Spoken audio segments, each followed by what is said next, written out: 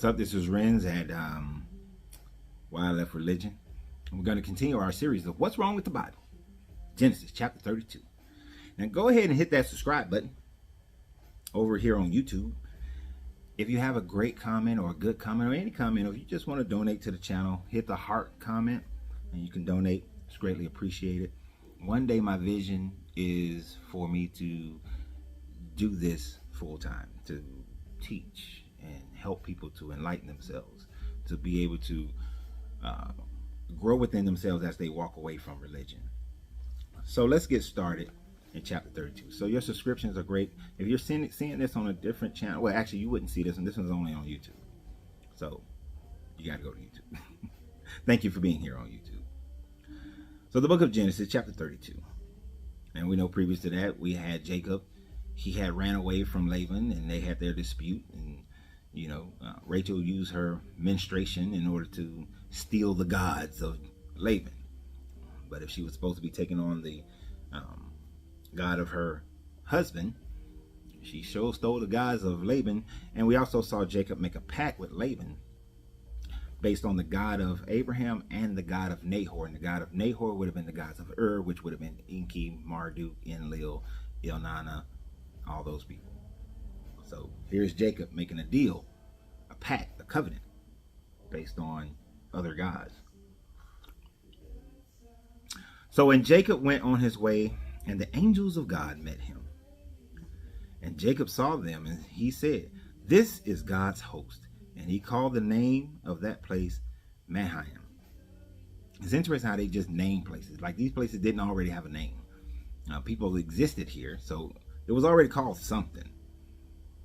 And Jacob is getting ready to go see his brother Esau. He says, "And Jacob sent messengers before him to Esau, his brother, unto the land of Seir, the country of Edom.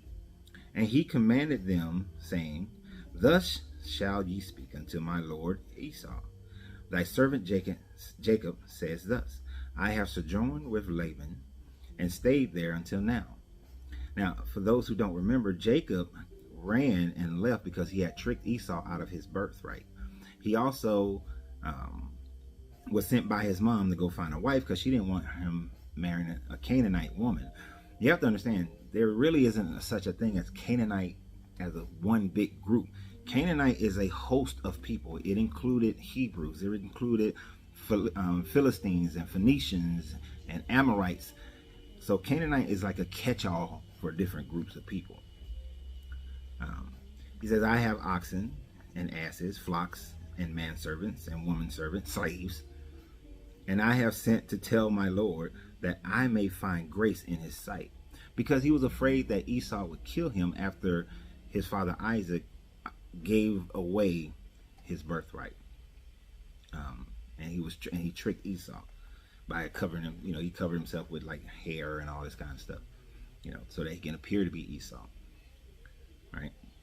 Now, when he gave the birthright, that would actually make Esau Jacob's servant. But we're going to see the flip out of fear. But we also see, if you accept this book, that you should accept bribery. That having money and bribery is a good thing. "And the messenger returned to Jacob, saying, We came to thy brother Esau, and also he cameth to meet thee, and 400 men with him." So Esau's returning with 400 dudes. Of course, this looks like an act of war, like I'm going to kill you because you've tricked me. But Esau has stayed and did his thing, took care of his father and his mother, and continued to take care of the land. It's interesting how the good person is demonized in this book. "Then Jacob was greatly afraid and distressed, and he divided the people that was with him, and the flocks, and the herds, and the camels, into 2 bands." So I guess he divided his wives too. I wonder if he kept his wives with him, or did he send them away? Because you know he had 4 wives, which means that you should be willing to accept polygamy if you accept this book. So when you see somebody who's participating in polygamy, you should accept this book. You should accept that and not say that it's wrong, because your book tells you that it is okay. You're going to look at the New Testament and the Old Testament, you're going to say, well, there was only Adam and Eve. Well, according to your story, he only created 2 people, so how could he have polygamy? But then through Adam's line, you had the first dude, I forgot his name, he had multiple wives, and it was fine. You had David with multiple wives. It's fine. You had Solomon, multiple wives. It's fine. It's fine. The only place in your New Testament where it says anything about having one wife, it says that deacons and pastors are to only have one wife. It doesn't speak of everybody else. So you should be fine with it. Or does your European American culture tell you that it's not fine, that it's not okay? I think that right there. I think your European American culture is what got you. Yeah, I think so. Yeah. That's where it comes from. So he divided up the people and said, if Esau comes to the one company and smites it, then the other company which is left shall escape. Now that's good strategy. And Jacob, now mind you, Jacob ain't gonna be part of neither one of these groups. And Jacob said, O God of my father Abraham, and God of my father Isaac, and the Lord which saideth unto me, return unto thy country and to thy kindred, and I will deal well, with thee. Now you would think that if he was told by God that I got your back, man, go back to you people, I got your back, that he would have been like, nah, you know what, we ain't got to divide up. We just gonna roll up in there. I really don't even need to send messengers, because you know what, God is with me. So I'm questioning his faith here. I'm questioning his faith. People look at this man, and later we're going to see that his name is changed to Israel. But if this is the man, this is the guy, and God has told him to do that, why is he afraid? Aren't y'all supposed to walk with no fear? But he's talking to God now. He's like, look, I'm going to remind you, bro. He said, I am not worthy of the least of all the mercies and of all the truth which thou hast showed me unto thy servant. For with my staff I passed over this Jordan, and now I am become two bands. Deliver me, I pray thee, from the hand of my brother, from the hand of Esau, for I fear him, lest he will come and smite me, and the mother with the children. I mean, the mother with the children. He got 4 wives. So is he only thinking about Rachel and the children that she produced? What about the other wives that he had the baby race with Leah and Bilhah and the other wife? I keep forgetting that other wife's name. So shouldn't he be concerned about all his wives? But he said the mother, single. And thou sayest, I will surely do good. I will surely do thee good, and make thy seed as the sands of the sea, which cannot be numbered for the multitude. So he's saying, God, come protect me, man, because I'm gonna do that thing that you've been telling my granddaddy Abraham, even though you ain't done it yet. But I'm gonna do it. I'm gonna do it. Right? So I think this is one of the first times we see in the Bible, though, where somebody prays to God, but they don't have to do animal sacrifices. They don't have to do, remember in the previous chapter, they had the witnessing heap. So I don't see all of that stuff happening. This is the first time they just prayed without. So maybe all these other times they prayed and they sacrificed the animals, they didn't need to. Because here's your demonstration. So instead of y'all saying that because the temple is not there anymore, that the Solomon's temple is gone, that we don't have to do animal sacrifices, maybe you should say that, well, Jacob prayed to the Lord without an animal sacrifice, and he was delivered from the Lord, and the Lord delivered him. Maybe that's where you should look at that. But y'all like them animal sacrifice because your God loves the barbecue.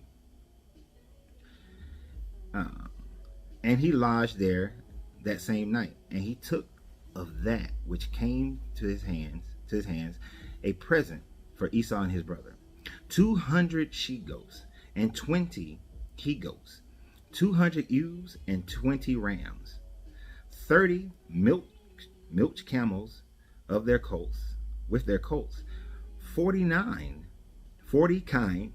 well, I don't know what that is, kin, K-I-N-E, and 10 bulls, 20 she asses, and 10 foals. And he delivered them unto the hand of his servant, every drove by them. His servants every drove by themselves, and said unto his servant, pass over before me, and put a space betwixt drove and drove. So he's separating the people, and he's giving a bunch of gifts. And he says, and he delivered them into the hands of his servant, every drove by themselves, and said unto his servants, pass over before me, and put space betwixt drove and drove. And he commanded the foremost, saying, when Esau my brother meet thee, and ask thee, saying, who art thou, and whither thou goest, and whose are these before me? Then thou shalt say, they be the servant they be thy servant Jacob. Now, why is Jacob calling himself the servant if by birthright, because he stole the birthright, Jacob is the master? Esau is supposed to be the servant, but he's afraid, he's in fear of his brother, but he's supposed to have God on his side. And behold, also, he is behind us. So he's in the back. He's trying to make sure, like, I'm going to let y'all get killed. I'm going to hang out in the back. He's a coward. And so he commanded the second and the third, and all that followed the drove, saying, on this manner shall ye speak to Esau when ye find him. So just in case the first dude get killed, maybe the second dude won't. Maybe the third dude won't. Maybe the fourth dude won't. And ye say moreover, behold, thy servant Jacob, again with the, he's the servant Jacob. He's not the servant. You got the birthright. The Bible writers, I think they forgot this part, that he got the birthright. Jacob is behind us, for he said, I will appease him with the present that goeth before me, and afterwards I will see his face. Preadventure, he will accept of me. So went the present over before him, and himself lodged that night in the company. So bribery is good. Y'all should be okay with bribery.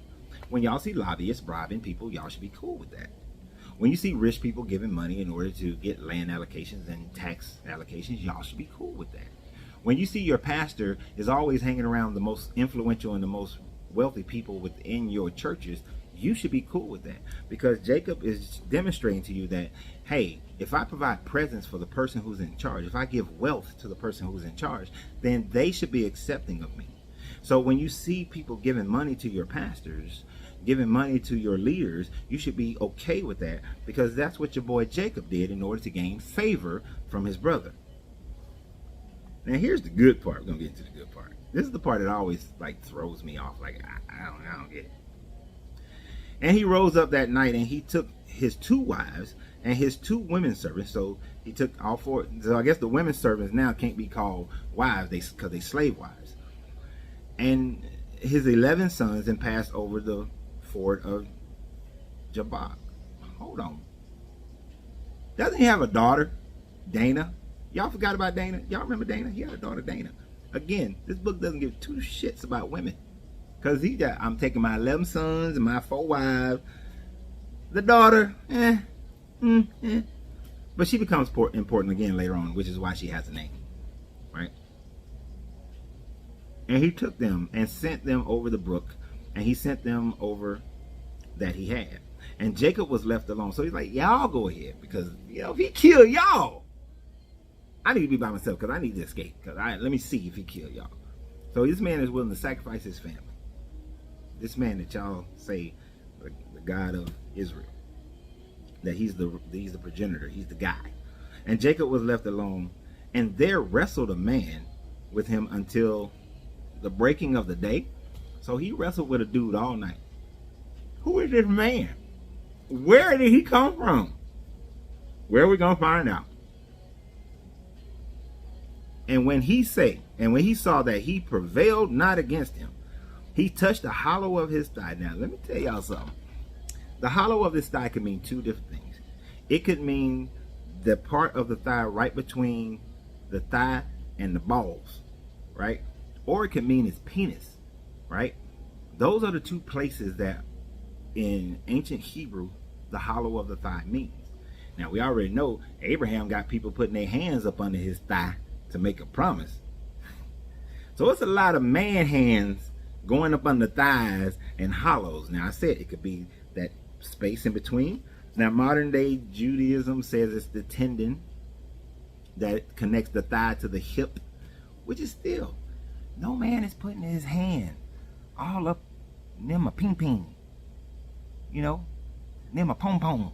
No, not a man. We're not doing that. We not doing that. But we gonna find out who this man is, so it makes it a little creepy.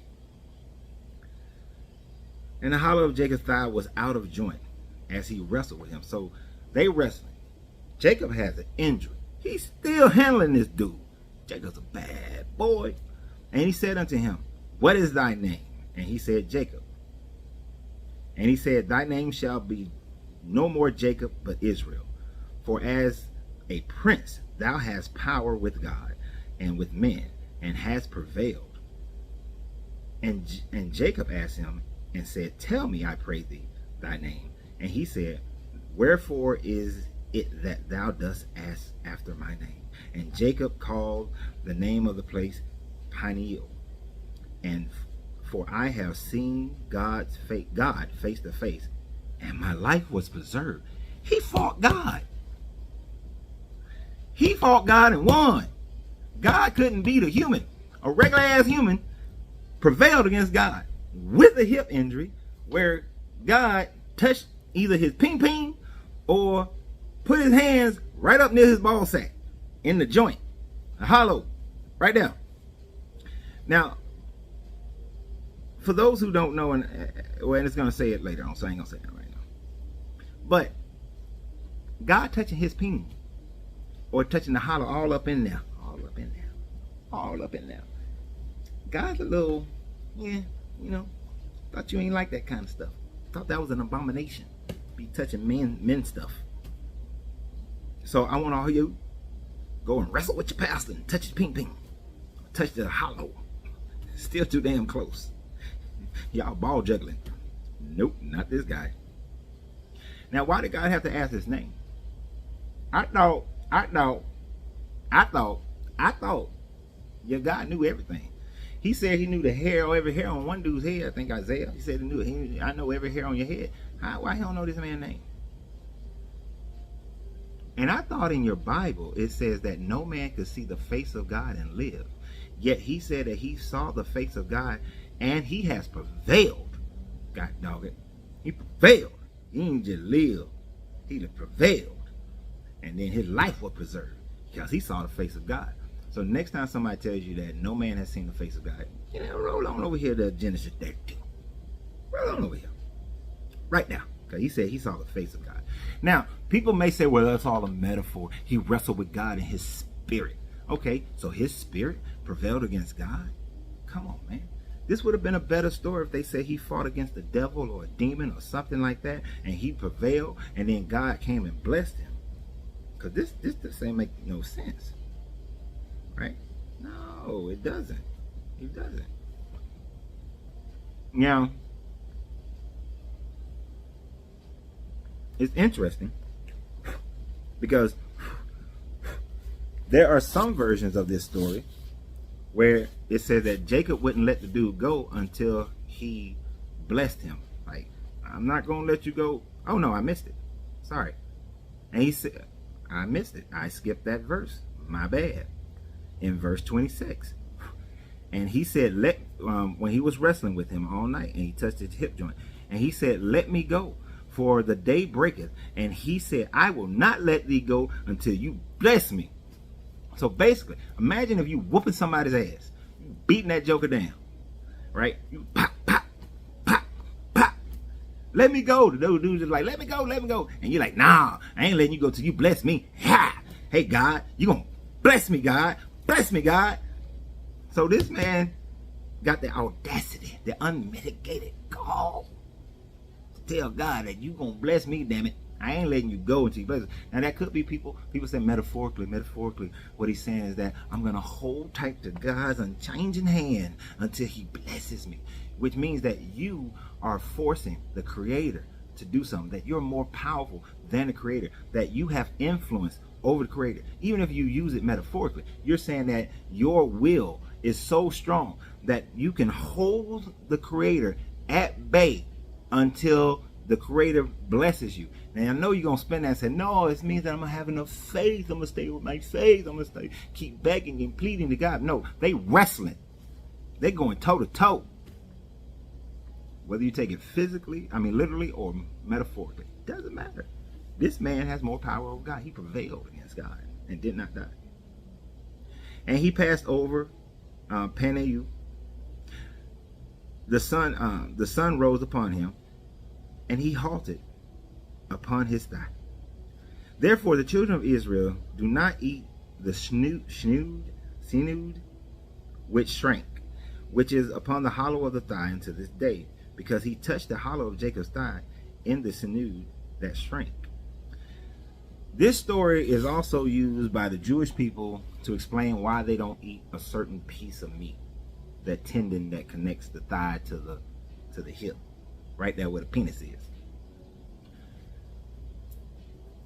Wouldn't it just been easier to just say, don't eat that? That's not good. That's like part of the Leviticus laws. Why it gotta be like, you gotta tell this whole story about him wrestling with God in order to do so? You know what this also reminds me of? The Epic of Gilgamesh. It reminds me of the Epic of Gilgamesh because Gilgamesh was very strong. Some of the other gods, Enlil, Enki, all them dudes, felt that Gilgamesh was too strong. And so they sent somebody who could fight against Gilgamesh. They sent Enkidu. Enkidu and Gilgamesh wrestled, and Gilgamesh still prevailed, but barely prevailed, and they just was tearing up shit, and they wrestled, and then they became best friends. Jacob and God wrestled, and they became best friends. He even changed his name. Now, I got a problem with another man changing my name. You ain't changing my name. But did you notice he said that I'm gonna change your name? Wait a minute. Wait. And the breakers and what is that name? He said that name shall no more be Jacob but Israel. But then I guess the Bible writers, a verse after that, forgot that his name now is Israel, and he said, and Jacob asked him, and Jacob called the name, and the hollow of Jacob's thigh. Ain't his name Israel now? But yeah, back to the Enkidu thing. So it's like they become best buds. Enkidu and Gilgamesh become best buds, just like God and Jacob Israel. Now they're best buds. So it sounds the same, don't it? Sounds very similar. Seems like they took elements from it and made it their own. And then now they're given a reason why not to eat a certain piece of meat. You could have made that part of the meat nasty, God. If it was nasty, then people wouldn't eat it for the most part. Or you could have put that in your Leviticus laws, or one of the other laws that you got, 11,000 laws that you have. There are many other different ways instead of telling this ridiculous story concerning Jacob being afraid of his brother, but he's supposed to have the birthright. He's supposed to have God on his side. What you afraid of? You see, when you dwell within yourself and you recognize that your connection to God is between you, that the person that you wrestle with is you. You don't wrestle against a being, a deity outside yourself. You do wrestle within yourself. As the book Outwitting the Devil by Napoleon Hill discusses, the devil is the negative portion of your brain. So when you get ready to do something, you want to accomplish something, you have that doubt, that fear, then it is that negative portion of your brain that makes you act in fear, which causes your chakra energy to dissipate. And then your power, your pleasure, all these things are going away. Your vision, your ability to love and speak, your rising to the ascension of opening your crown chakra starts to disappear because you have allowed that negative portion of your brain to win. When in truth, when you wrestle with yourself and you overwhelm that negative portion of your brain, you don't have to injure yourself. There's no injury here. But when you survive that, when you are victorious over the negative portions of your brain and you live without fear. See, Jacob is still living with fear. We're going to see when we get to the next chapter, he still got some fear about his brother. But when you live without that fear, you become more powerful. You recognize, let's extrapolate. Let me help out the Christian. You extrapolate, you're no longer who you are. You are a new creature, but you are a new creature in you, in the power that is you, in the God is the balance of your masculine and feminine energy, which is in you, and you become your own God, understanding your connection to the all, because the all is the perfect balance of feminine and masculine energy that just creates because it does, that just moves things because it does. It acts upon the laws of the universe, to which we are all engaging upon to learn, to understand, and then to live it out. You see, when you can do that, then you can manifest anything. You can manifest your wealth, you can manifest your happiness, you can manifest your health, you can manifest anything you desire. It's not easy. I'm telling you, it's not easy. All these people out here telling you that all you got to do is meditate. No, fuck it, you got to live this. You got to live it, and live it with no doubt. And that opens your chakras. That opens your chakras. Now, if you wanted to extrapolate it, that joint is near your base chakra, so that could represent fear, but then you have to open yourself up to realizing that this book is filled with a bunch of stuff to try to mess you up. But I want you guys to understand, we're going to continue on this journey. Please like and subscribe. Hit that heart thing, man. Donate to the channel. I appreciate everybody who does. Y'all are great. Remember, you got to free yourself to be yourself, because your greatness is not negotiable.